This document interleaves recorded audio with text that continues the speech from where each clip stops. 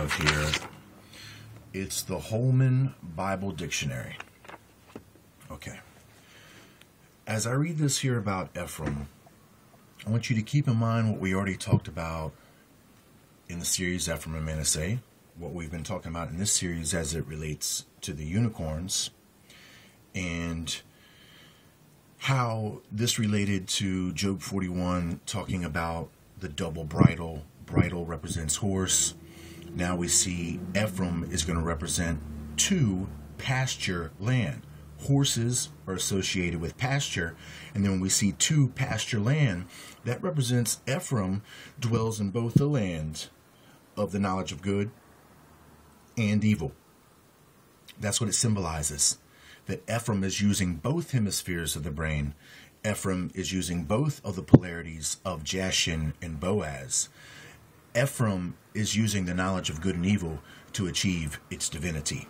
And that's why you see these two portions of the Masonic arch, which are representing first the material work. That's what the green is. This represents the material work that they do. And then the yellow is the golden, which is the spirit. The material is the green. The yellow is the spirit, which represents the golden age that they will achieve if they do the material work.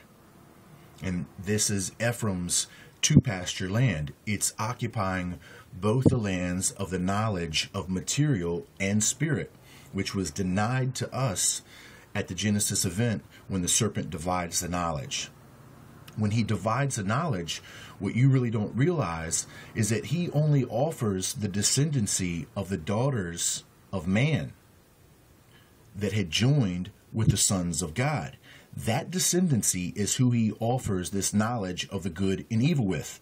That descendancy becomes the 13 bloodline families, or the elites, which still seek to rule over us today using that very same gift of knowledge that the serpent gave them to use, which was evil and good, or which was spirit and material. They have that knowledge, they're using it. Mainly through sacred geometry, which is the spiritual understanding of material creation. They're using this information given to them by the serpent to control us and create a conditional environment in which the serpent can be brought into existence in material form. The Iraqi dinar tells you that. So in Job 41, as we talk about who can come to him with his double bridle, who can bring him about? Who has this double bridle? Who has this power of both the spirit and the material, the two pasture lands? Well, Ephraim does. Let's listen closely.